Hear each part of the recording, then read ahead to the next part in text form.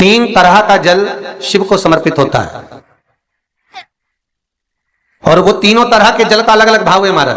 पहला जल सादा, घर से पानी लेकर गए, जल लेकर गए, शंकर को चढ़ाया, वो हमने घर का अपना एड्रेस बता दिया, भगवान शिव को जल चढ़ाकर अपने आनंद के लिए शंकर से कुछ प्राप्त कर लिया। दूसरा जल, जल के कलश में थोड़ा सा इत्र डालकर शंकर को जब समर्पित करते हैं तो महाराज घर में अगर कोई व्यक्ति बहुत रोगीला है, बहुत रोगीला, एक शिव महापुराण में, स्कंद पुराण में, नर्मदा पुराण में, भविष्य पुराण में, अग्नि पुराण में, नारद पुराण में, बरहा पुराण में, वामन पुराण में जितनी चीजें लिखी गई है एक एक प्रैक्टिकल कर देखो तो शिव महापुराण, स्कंद पुराण का यह भाव याद करिए कि एक लोटे पानी में इत्र मिलाकर, जल में इत्र मिलाकर, बहुत रोगीला व्यक्ति, बहुत बीमार व्यक्ति है, एक लोटा पानी उसका हाथ का स्पर्श कराकर शंकर को चढ़ाना प्रारंभ कर दीजिए। महाराज केवल 5 या 7 दिन चढ़ाओ और वो 7 दिन के बाद में उस बीमार व्यक्ति का क्रम देखिए कि उसमें कितना आराम लगा है। औषधि दवाई काम करना प्रारंभ करी कि ना करी। केवल इत्र समर्पित, इत्र का जल। तो पहला जल सादा, दूसरा जल है इत्र का, और महाराज तीसरा जल जो शिव महापुराण के अंतर्गत कहा गया है बेलपत्र का जल। तीसरा जो जल है वो बेलपत्र का जल। बेलपत्र का जल कैसा? तो महाराज शिव महापुराण की कथा कहती है कि जल के पात्र में एक बेलपत्र अंदर डालकर उस जल के पात्र को ले जाकर शिव को समर्पित करना, अर्थात अपनी मन की कामना भगवान शंकर से कह देना। केवल बेलपत्र के माध्यम, बोलना नहीं है हमको, कुछ हमें कुछ कहना नहीं है। 3 तरह का जल का जो व्याख्यान वर्णन किया गया, एक सादा जल जो भगवान को कहा, आपने अपना एड्रेस बता दिया, आपने अपने मन का भाव बता दिया। इत्र का जो जल चढ़ाया गया वो केवल रोग मुक्ति के लिए चढ़ाया गया। और तीसरा बेलपत्र, अगर उस जल में एक बेलपत्र भी पड़ी हुई है और वो बेलपत्र पड़ा हुआ जल आप जिस भाव से चढ़ा रहे हो, जिस कामना से चढ़ा रहे हो, शंकर वो कामना आपकी पूर्ण कर देते। और लिंग पुराण को अगर आप पढ़ेंगे तो उसमें पाएंगे कि लिंग पुराण के अंदर लिखा है कि आप शंकर को अगर जल भी नहीं चढ़ाएं, आप शंकर को वस्त्र भी नहीं चढ़ाएं, आप शंकर को फूल भी ना चढ़ाएं, आप बेलपत्र भी ना चढ़ाएं, अगर शंकर को आपने कुछ भी ना चढ़ाया तो केवल शंकर के मंदिर में 2 क्षण जाकर उस शिवलिंग के सम्मुख में बैठ जाओ, कुछ मत बोलो, केवल मौन होकर उसको निहार लो, केवल मौन होकर निहार लो। बहुत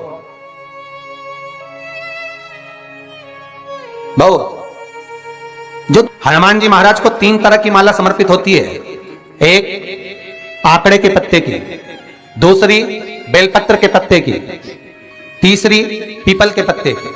ये 3 तरह की माला जब शंकर हनुमान जी महाराज को समर्पित होती है, जिस समय पर अगर व्यक्ति के जीवन में बहुत भारी रोग हो गया है, बहुत ज्यादा कष्ट हो गया है, कैंसर जैसी बीमारी भी अगर उसको घेर ली है और किडनी लीवर सब बेकार हो गया, तो निवेदन है पीपल के पत्ते की माला बनवाओ, 108 पत्ते की, और हनुमान चालीसा का हर पत्ते पर स्मरण करिए। महाराज आप हनुमान चालीसा पढ़ते जाओ, माला में गांठ लगाते जाइए, और वो माला जो व्यक्ति कैंसर से पीड़ित है हाथ का स्पर्श कराइए और शंकर को चढ़ाइए। केवल अष्टमी तिथि के दिन ये माला समर्पित होना चाहिए, शुक्ल पक्ष की अष्टमी के दिन।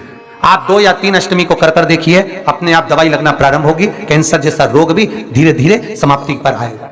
महाराज पर करना शुक्ल पक्ष की अष्टमी को। महाराज कोई बच्चा एग्जाम में बैठ रहा है, सीए की पढ़ाई कर रहा है, कोई बहुत बड़े एग्जाम में बैठा, पास हो ही नहीं रहा, बहुत हार गया, बेलपत्र की माला चढ़ाई। पर बेलपत्र की जो माला है वो केवल प्रदोष पर चढ़ती है श्री हनुमान जी महाराज।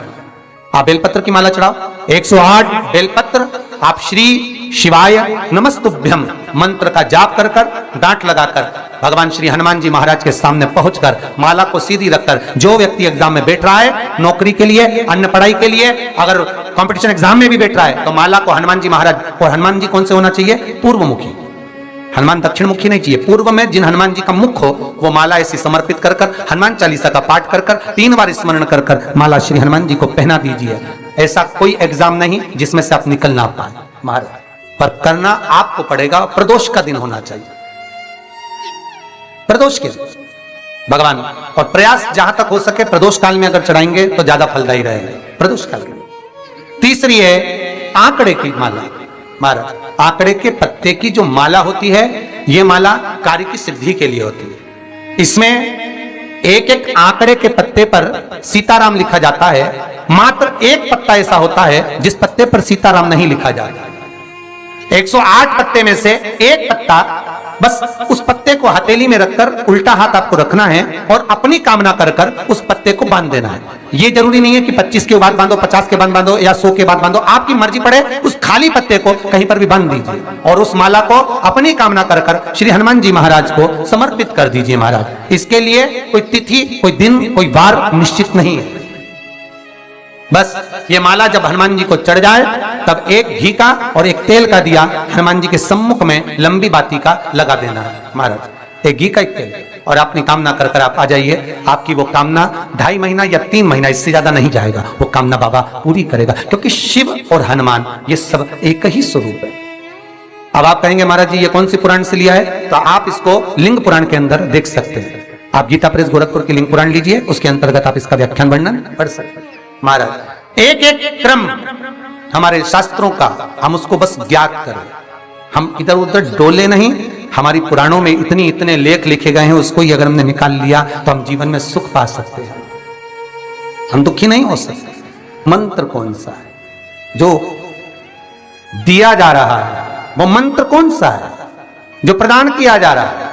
हनुमान जी महाराज ने वो मंत्र जो विभीषण को दिया, और एक विभीषण जिसको लात मार दी गई, एक विभीषण जिसको लात मारकर निकाल दिया गया, जिसके घर का भी ठिकाना नहीं था, वो विभीषण एक छोटे से मंदिर में जो रहता था, तुलसी का क्यारा जिसके दरवाजे पर था, और वो विभीषण जब सीख रावण को देता है तो वही विभीषण को जब लात मारकर निकाल दिया जाता है, तो वो मंत्र कौन सा था जिसको विभीषण ने जपा और विभीषण लंका का अधिपति बन गया, सत्ताधारी बहुशाली?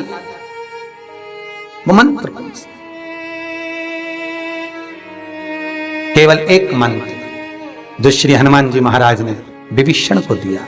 महाराज वो मंत्र कोई दूसरा नहीं था, केवल भगवान का नाम विभीषण को प्रदान किया था। क्यों? क्योंकि विभीषण के दरवाजे पर जब हनुमान जी महाराज पहुंचे थे, विभीषण के द्वार पर जब हनुमान जी महाराज पहुंचे तो विभीषण के दरवाजे पर जाकर क्या देखते हैं कि सब कुछ विभीषण के यहां पर है, और विभीषण लगा हुआ है, कभी यहां पर प्रणाम करता है, कभी वहां प्रणाम करता है, कभी विभीषण यहां जाता है, यहां नमन करता है, कभी विभीषण वहां नमन करता है, कभी विभीषण इस स्थान पर जाता है, विभीषण यहां मत डोल रहा है, ये हनुमान जी देख रहे हैं। घर में दिखाया तो वास्तु दोष है, क्या करें? पाइप तोड़वा के इधर का इधर कर दो, सीढ़ी तोड़वा के इधर कर दो। राशि में दिखवाया तो ग्रह दोष है। सारे दोष मनुष्य को नजर आते हैं और सब कुछ कर लेता है वो, पितृ दोष के लिए भी, वास्तु दोष के लिए भी, ग्रह दोष के लिए भी, पर मनुष्य को सारे दोष नजर आते हैं। जब दुख आता है बस एक दोष नजर नहीं आता अपने कर्मों का कि पहले क्या कर कर आया है, वो भी तो दिखवाओ किसी महाराज से। महाराज जी बोल देंगे पितृ दोष है, महाराज जी कह देंगे वास्तु दोष है, महाराज जी कह देंगे ग्रह दोष है, महाराज जी कह देंगे ये दोष है, पर महाराज से एक दोष अपने को अपना छाटना है कि मेरे कर्म का दोष कौन सा है। मैंने पत्रिका दिखवाई, महाराज जी ने कहा वो भी करा, मैंने ये उन्होंने बताया वो भी करा, मैंने ये व्रत करा, मैंने वो उपास करा, अपने कर्म का दोष भी तो देखो कि दोष कौन सा है। दरवाजे भी बदल दिए, सीढ़ियां भी बदल दी, वास्तु शास्त्र वाले को बुलाकर घर भी बदल दिया, 50 बार मकान भी बदल दिया, सारे दोष हमने देखे, पर भीतर का दोष नहीं देख पाए कि हमारे कर्म का दोष क्या है। जो पूर्व में कर कर आए हो वो कर्म का भोग मनुष्य के शरीर में भोगना पड़ेगा, और मनुष्य के शरीर मिलता ही काय के लिए है? एक भगवान का भजन करो और दूसरा कर्म का भोग भोगो, इसके सिवाय है ही क्या? का शरीर केवल 2 कारणों से मिला है, एक कर्म का भोग भोगने के लिए और एक भगवान का भजन करने के लिए। तो कर्म का भोग भी भोगना और भगवान का भजन भी करना है, तो क्यों करना है? तो शिव महापुराण की कथा कहती है कि जितना तुम भजन करते रहोगे तो ये दुख जो आता है ये धीरे धीरे कटता रहेगा, बस भजन से दूर मत होना।